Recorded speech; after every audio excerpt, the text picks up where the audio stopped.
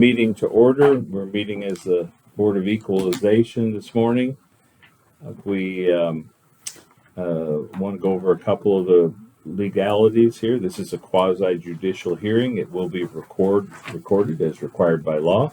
You will be sworn in to present testimony this morning.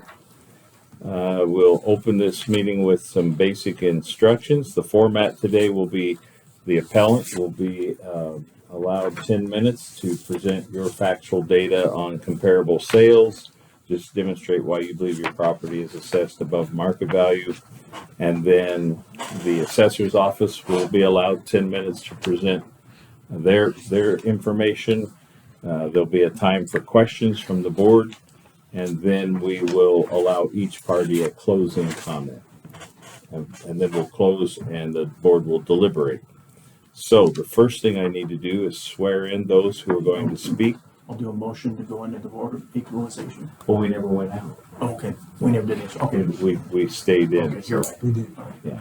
So if you'd please stand, if you're going to testify today, raise your right hand. Do you swear to tell the truth, the whole truth, and nothing but the truth, so help you God? I do. Okay, please be seated. And I haven't met you yet, but what's your name? My name's Wayne Brown. I'm the trustee for the Brown Living Trust. Okay. All right, Mr. Brown, you get the first 10 minutes to present your evidence. Okay, well, today I'm here to request a property reevaluation for the property at 340 East Cameron Avenue in Kellogg. Okay. That's this document here, of course, you're aware of. I have enclosed a copy of the title from the title company, along with a breakdown of property valuations since acquiring the property in 2017. So referring to this from the title company. And this document I'm going to be referring to as I go through. I've got 7 line items to discuss relating to the property. And I'm going to referring back to this one. If y'all got, yeah. Okay, the first line item, the 2017 valuations showed finished area of 1,073 square feet plus full basement. The 2024 evaluations showed finished area of 2,146 square feet plus full basement. So I assure you I've not added on any additional square footage to the structure. Some realtors have indicated to me that this property they believe is 2,146 square feet, 3 bedroom, 1.5 bath, not the 2 bath indicated in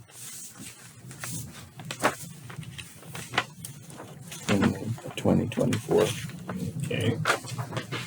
So line item 2, talk about the basement.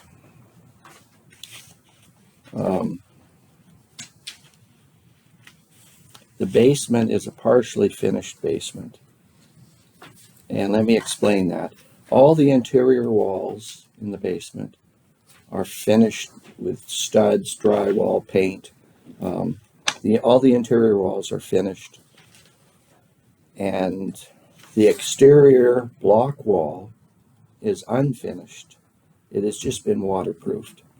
In other words, it's not been vapor barrier, insulation, paneling, or drywall. It's not that none of the exterior walls are finished.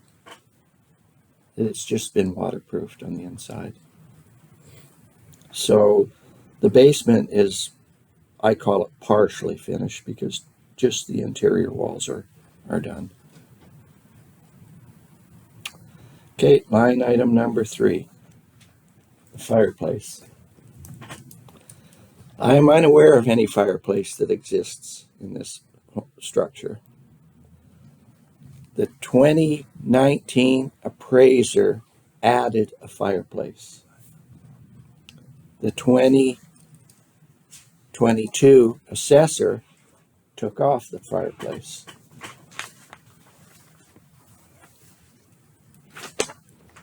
As noted on here. Fireplace took off. Okay, so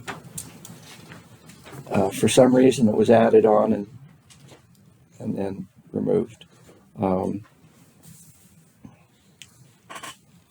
I have never received any valuation adjustments for removal, although the year 2022, the property values increased by $96,790.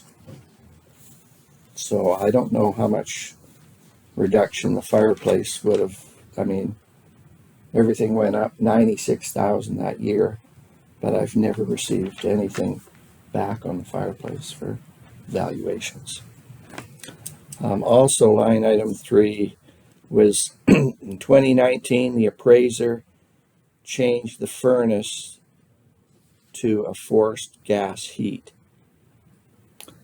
So I want to state that since acquiring the property, there has been no upgrades to the furnace.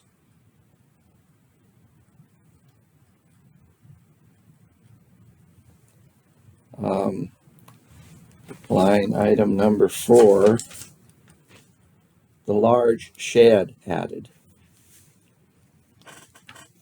Tenants rent the structure. Tenants got all kinds of toys in the yard. There's a little tool shed in there for their lawnmowers and maintenance of the yard and stuff, but no room for their air. You know, they've got a lot of toys.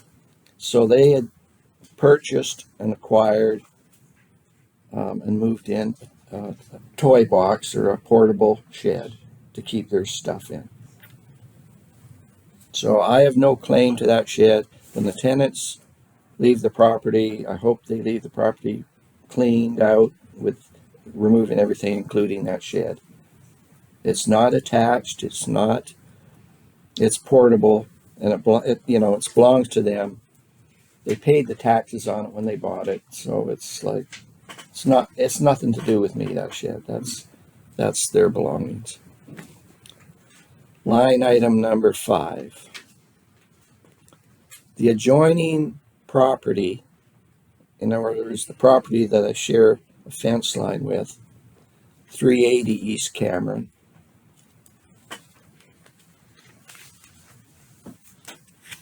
That's this property.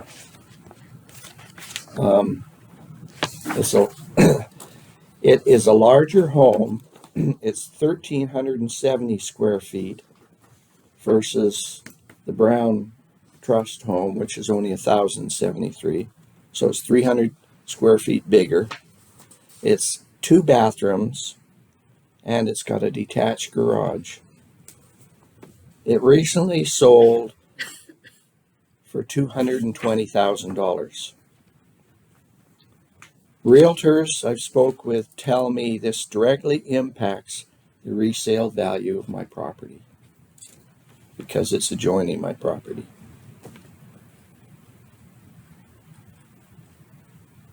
Other realtors have told me the current valuation of $372,504 is overvalued per the realtors, what they've advised me.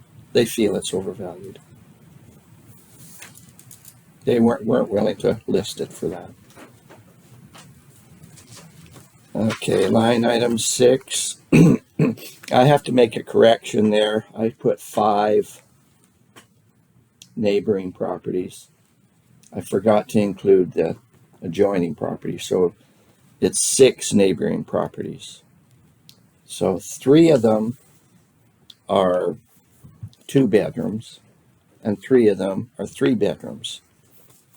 The 3-bedroom, the average selling price for the 3 bedrooms is $251,000.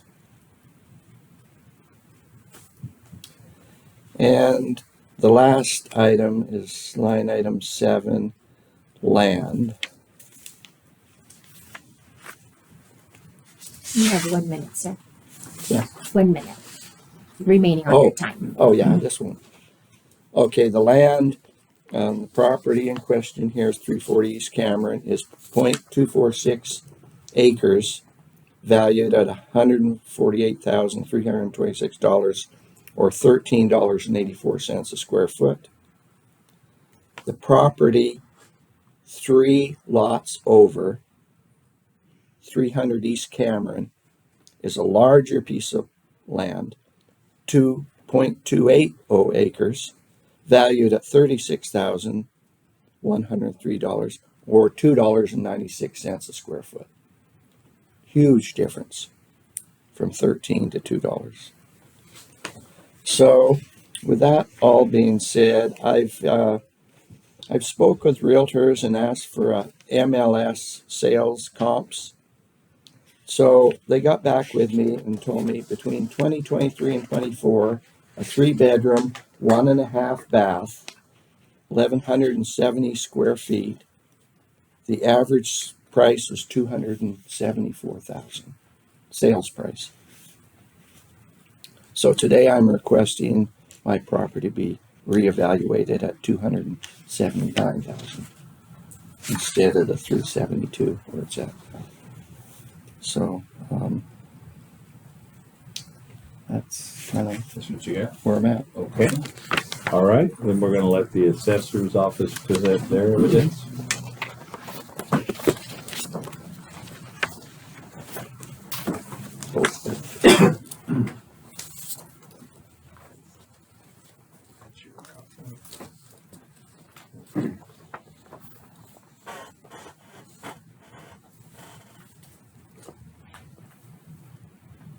So we use sales in the 2023 in the Kellogg area.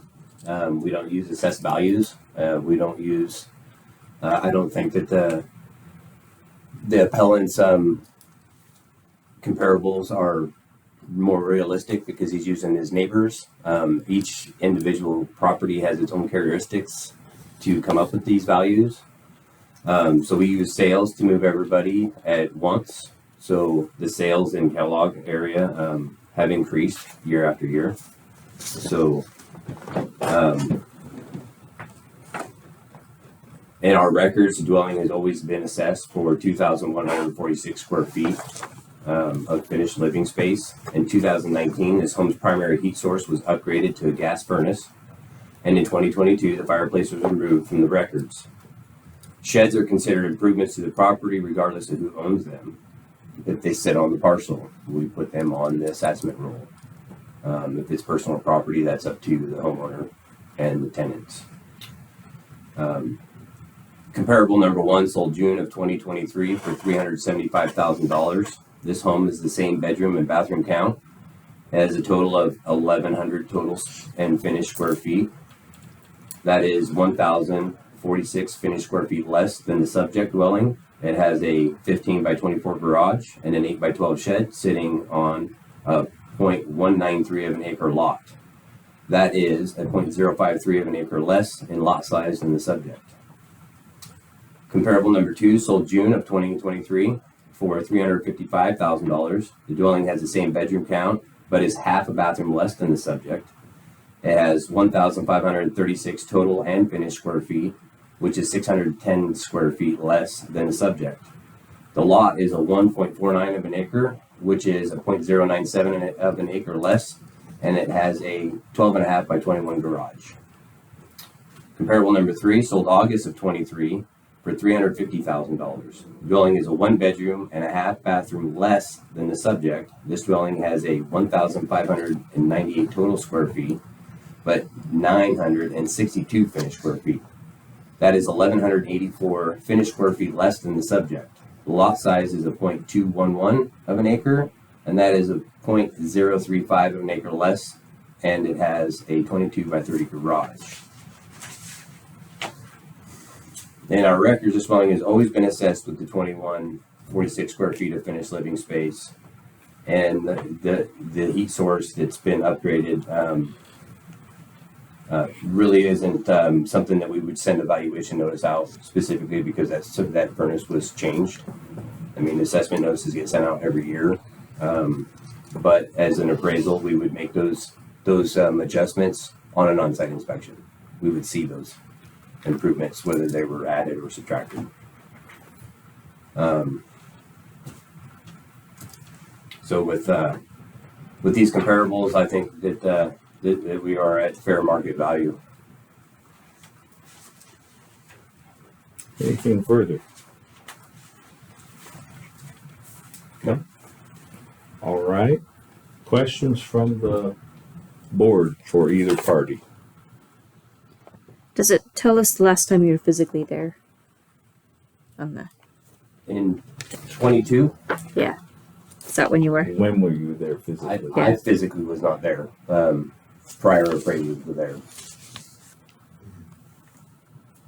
I would have been 21. It's slated for this year. Yeah, I will be there this year.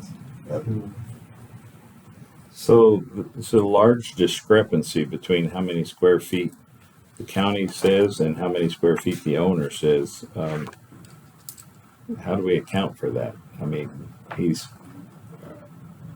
have we been in the house and verified it's 2146? I mean, how do we? I have not. I've not done an interior inspection on this home. And did, I would guess the past appraisers measured it. And then, is there a discrepancy between finished area and actual area? I mean, that's what it's sounding like. The county has him listed at 2146 finished, but the owner is saying there's 1073 finished. And is the county basement is finished when? It's partially finished. Is that including your 1,073? All the way back since 2017, it's always been 1,073 square feet. Does that include the basement? And no, actually, that listing showed partially finished basement also. But somehow between 2017 when I acquired it and the new 2024 assessment, it has they've included the main floor and the basement as the same value of finished area. And So there's been no addition to the building. It's still 1,073 feet of structure. first floor, Main floor, yeah. main floor, and 1,073 basement. Right? Yeah.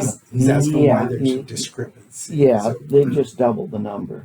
So, the basin isn't completely finished, like I explained. It's just the interior walls are finished. The exterior has just been waterproofed. So, realtors get confused when they look at that. They think it's a huge 3-bedroom, 1.5 bath, 2,000 square foot home. And you're talking listings Yeah, so, versus appraisal. For right. instance, he's saying 1.5 bathroom. Realtors go 1.5, 2, 2.5, 3. If we go by fixtures, whether it's a 2-fixture bathroom or a 3-fixture or a 4-fixture, a commode, sink, shower, bath are all fixtures. So that's how ProVal tracks. We don't go 1.5. We refer to it that way because that's the way the realtors and for our comps, that's the way we have to do it. Because it'd be confusing for everyone if we said, well, it's a 2-fixture, which could be a sink and a toilet, versus a 3-fixture, could be a sink, a toilet, shower, or a bathtub, those type of things. So, And that's what it shows here. It shows the plumbing as 2 baths. So there's only 1 bath in the whole house. The downstairs toilet and sink only. so we call that a 2-fixture, where a realtor would call that a half. 1.5, yeah. So yeah, really, there's no 2 baths in the house at all. even though it says it right here, 2 baths. My next question is, did you go to the assessor and discuss this before you came to us? At length. Yeah, Jerry and I have talked about this. He corrected the fireplace issue for me. I don't see there was ever an existing fireplace in the house. You know, this house is 90 years old. Probably had a coal furnace at one time. You know, it's had a lot of upgrades. You know, it's the fuse panel, the electrical has been upgraded. You know, it just with a gas furnace. You know, even I'm not sure if I've been assessed for it, but it shows the gas furnace used to be in 2017. They call it a gravity fed, and now it's being called a forced air. So the real difference is just the new modern furnaces. It's like comparing a carburetor on a car. They don't put carburetors. They use fuel injections. So it's the same difference on the furnaces. So is it a wall furnace? Is that what it is? Just a gas stove? No.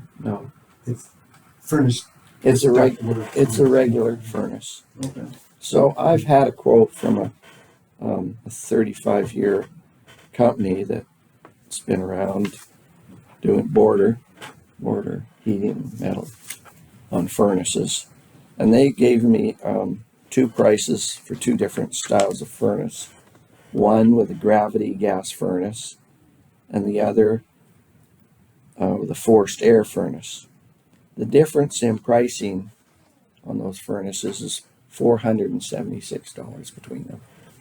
It's just the new modern ones, you know, are going upgraded to injection. So this furnace I have in there now, I assume it's it's less than 20 years old, so.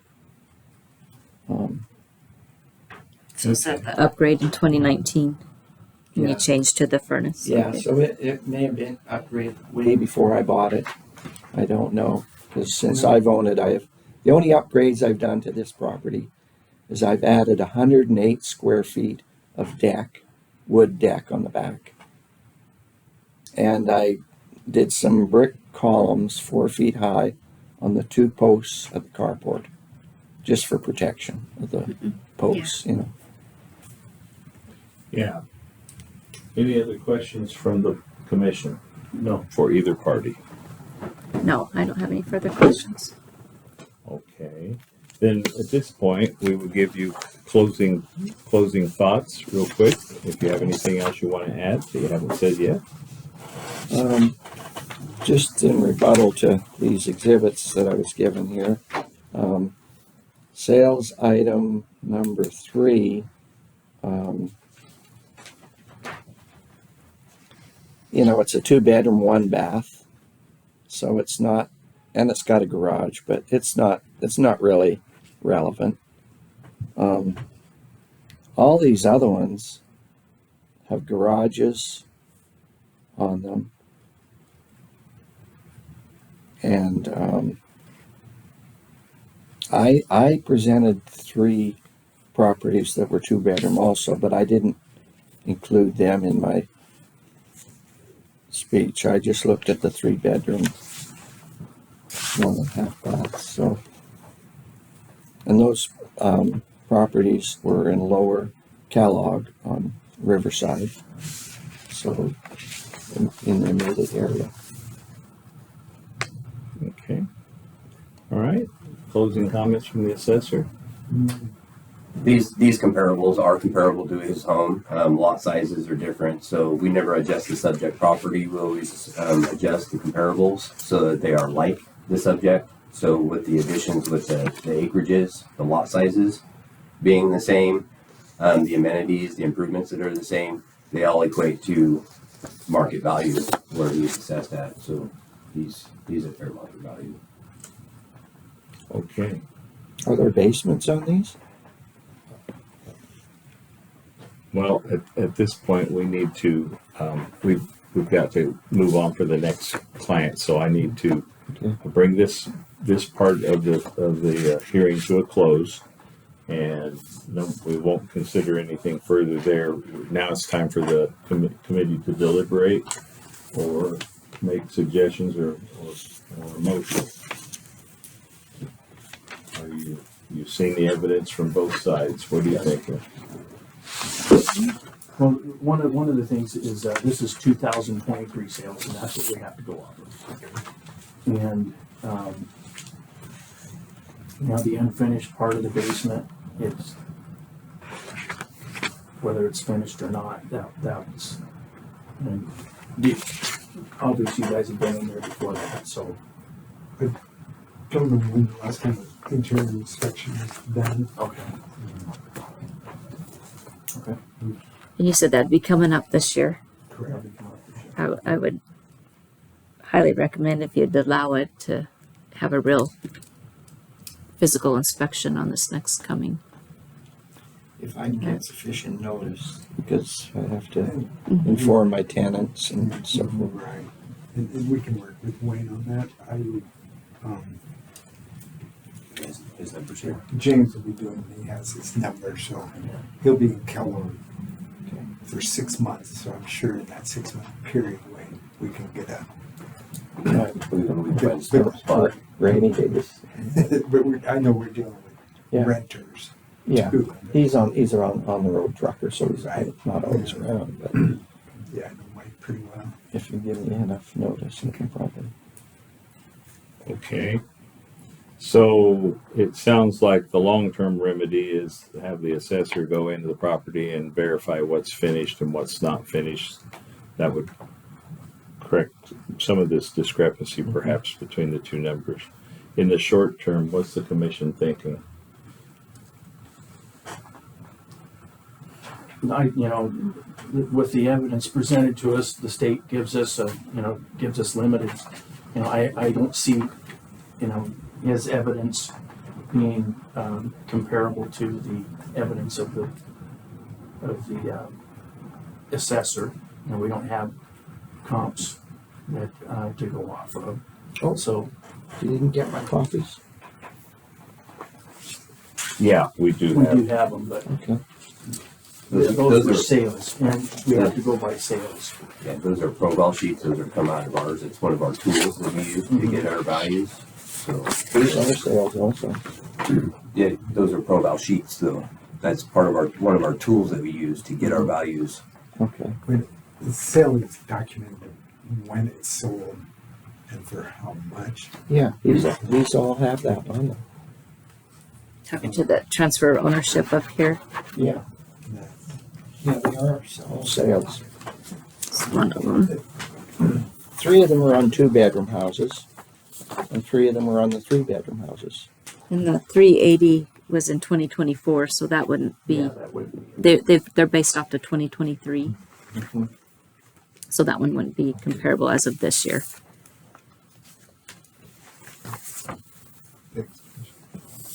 So next year's appraisal will reflect that majority. Yes, Do we have the a 2024 sales are going to affect next year's. motion? Does anybody feel we're running out of time for our next meeting, so we need a motion to what action? I'll move to uphold the assessor's evaluation, and hopefully we'll get a full inspection next year and be more on insight with each other. Okay, we have a motion on the floor to uphold the assessor's evaluation. I'll second it. Okay, any last discussion? No. All right, all in favor? Aye. Okay, so at this point, we're gonna uphold what the assessor has found based on their comparable sales with the idea that you're gonna get a physical inspection next year and see if we can correct some of these discrepancies. Okay, Who's got your number? So we'll see you catch. thank you for taking the time. All right, well.